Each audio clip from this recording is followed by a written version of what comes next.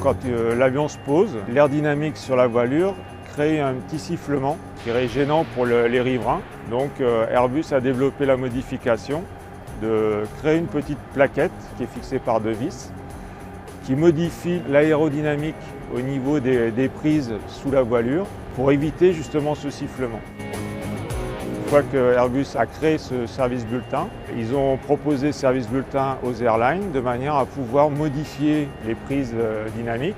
Donc cette modification nécessite l'arrêt de l'avion pendant une journée, qui implique qu'on ne pourra pas l'exploiter pendant une journée.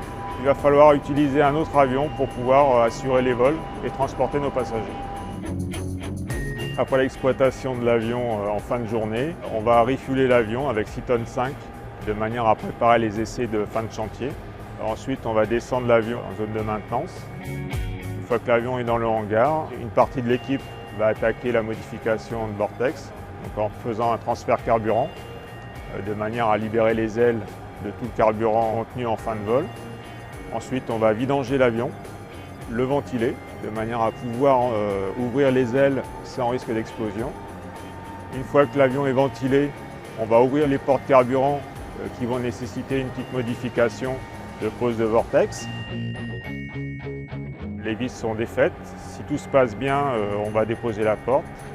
Si on a quelques difficultés puisque les portes sont rarement ouvertes, on va être peut-être amené à percer les vis. Donc là, on fait intervenir des chaudronniers qui vont venir percer les vis et les extraire de manière à pouvoir sortir les portes.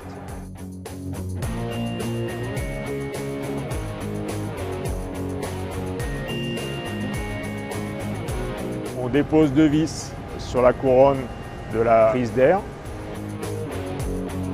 Ensuite, on va poser les vortex. Les vis vont être mastiquées pour l'étanchéité.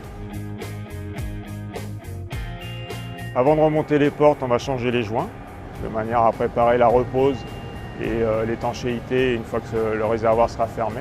Une fois que ces opérations sont terminées, on remonte les portes. On les torque. Quand les portes sont remontées, on va laisser l'avion se reposer 12 heures de manière à ce que la polymérisation du mastic soit correcte. Une fois que la polymérisation est terminée, on va transférer le carburant, faire les étanchéités et faire les essais de jaugeage. Et l'avion pourra être remis en ligne.